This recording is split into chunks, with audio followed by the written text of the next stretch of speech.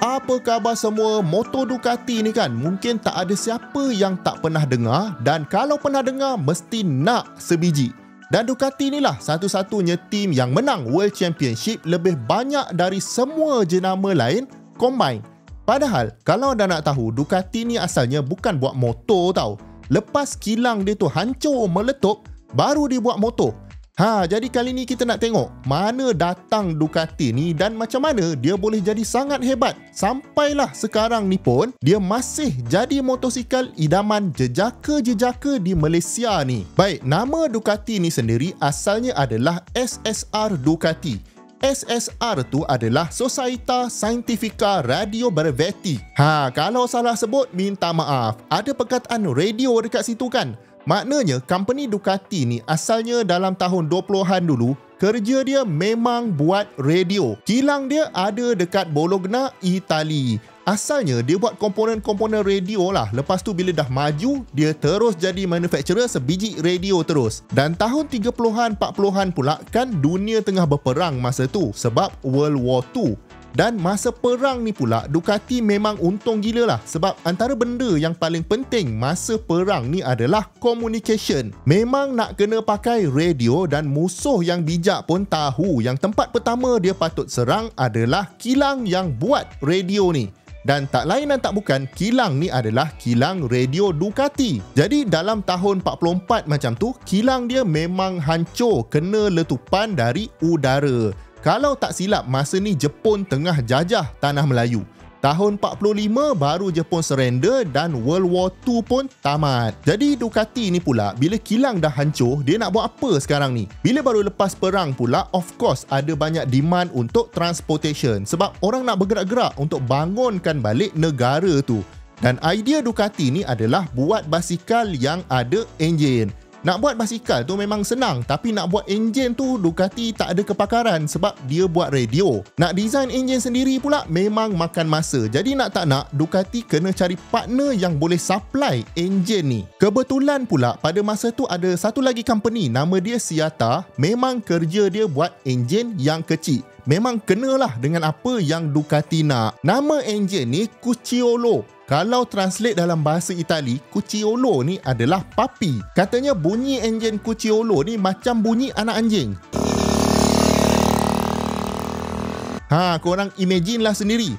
Ciata ni pula, diorang memang buat enjin saja dan jual enjin tu. Jadi apa orang buat? Orang dok beli enjin ni, letak dekat basikal, dan enjin dia memang laku lah. Jadi last sekali Ducati beli enjin-enjin Cucciolo ni dan letak dekat basikal dia. Dan basikal tu sekarang jadilah motosikal.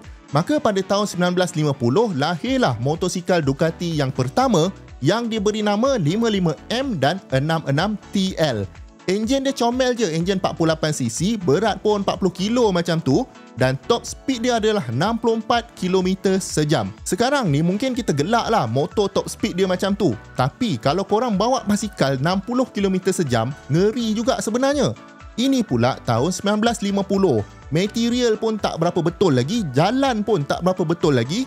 Jadi 64km sejam tu dah kira laju sebenarnya. Dan sejak dari tu Ducati pun banyak masuk motor show untuk showcase motosikal terbaru diorang. Kilang pun makin besar dan makin canggih, dan mungkin langkah paling tepat yang manajemen Ducati ni buat adalah untuk masuk racing. Racing ni kalau anda fikirkan semula, dia macam satu strategi marketing untuk manufacturer jual kereta atau motosikal dia. Kita yang menonton ni, contohnya kalau kita pakai Waisuku, lepas tu pergi tengok MotoGP, lepas tu Yamaha pula menang, mesti sedikit sebanyak kita pun akan rasa bangga sebab kita pakai Yamaha juga. Yang mana tengah cari motor pun mesti akan betul-betul consider motor Yamaha walaupun harga dia mahal sikit. Sebab itulah dia orang race. Ducati pula memang banyak menang race ni, sebab tu dia popular gila. Cuma dia orang tak buat motor style Kapcai ni. Itu yang entry point dia agak tinggi sikit lah. Nak kena spend duit yang banyak baru dapat memiliki Ducati ni. Okey, sambung balik cerita tadi. Pada tahun 60-an, masa ni Ducati claim yang dia orang berjaya produce motosikal 250cc paling laju di dunia. Nama motor ni Mark 1. Masa ni diorang ada competition dari Honda. Bentuk motor ni memang klasik dan ada je motor yang moden sekarang ni masih produce bentuk yang legend macam ni lagi. Dan Ducati ni pula dia cuba bezakan bentuk enjin dia daripada manufacturer lain dengan cara dia cakap enjin dia L-shaped. Sebab angle antara combustion chamber dia tu 90 degree. Enjin orang lain, angle tu kurang dari 90 degree, mungkin 60 darjah macam tu. Jadi enjin macam tu dipanggil enjin V. Padahal 90 darjah pun kalau kena bentuk dia jadi huruf V juga. Tapi Ducati insist yang enjin dia bentuk L untuk bezakan dia dengan manufacturer yang lain. Dan dari tahun 60-an sampai 70-an memang diorang makin lama produce motor yang enjin dia makin besar dan memang menang banyak race. Tapi somehow Ducati ni sebab harga dia tu agak mahal, engineering dengan R&D dia pula gila-gila nak pakai duit. Dari segi financial sebenarnya dia agak huru-hara. Macam-macam company beli Ducati ni sebab orang tahu motor dia memang bagus, cuma susah nak jual sebab mahal. Mungkin satu penciptaan paling penting dalam sejarah Ducati berlaku pada tahun 1973 yang mana diorang introduce Desmodromic Valve design. Kenapa diorang muncul dengan idea pelik-pelik ni? Adalah sebab diorang join racing. Maknanya mindset Ducati ni dia sentiasa nak buat produk dia lebih baik dari kompetitor dia. Itu yang ada je design-design baru yang pelik-pelik dari Ducati ni. Basically dalam operasi enjin, camshaft kita akan tolak intake dengan exhaust valve untuk buka tutup kan. Bila camshaft tu tolak untuk buka, akan ada spring yang agak keras untuk tutup semula valve tu bila nak tutup. Penjelasan detail tentang macam mana enjin operate ni saya ada explain banyak dalam video-video kursus Engine Zero to Hero. Kalau anda tengok video-video tu memang mudah faham pasal enjin ni. Link untuk akses video-video ni saya letak dekat bawah. Okey, masalah bila harapkan spring ni untuk tutup semula valve ni adalah kalau enjin tu tengah berputar sangat laju, contohnya 18,000 RPM, memang Superbike ni RPM dia tinggi sebab power adalah hasil darab torque dengan rotational speed. Jadi nak banyak power, RPM kena lagi tinggi. Masalah bila RPM yang tengah sangat tinggi ni, spring tu memang tak cukup laju untuk tutup valve tu. Isu ni dipanggil valve float.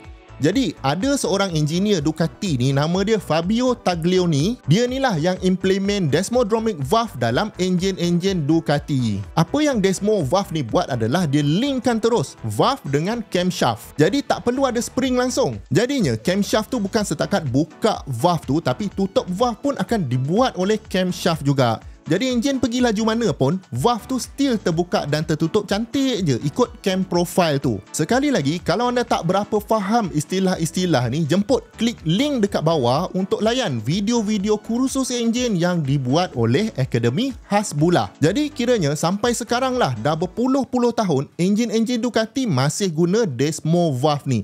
Dan ini yang bagi sedikit perbezaan lah antara motor Ducati dengan motor-motor lain. Kira rider Ducati boleh action sikit lah. Motor aku ada Desmodromic valve, motor kau pakai spring je. Panjang pula video kali ni. Jadi sampai sekarang memang Ducati buat banyak jenis motor, bukan setakat Superbike saja. Naked bike pun ada, contohnya Monster. Kalau jenis cruiser pula Ducati ada Devil. Kalau touring bike ada Multistrada. Kalau sport bike tu memang banyak lah. Ada Panigale dengan Super Sport. Dan Superbike dia yang paling mahal of course adalah Ducati Superleggera V4.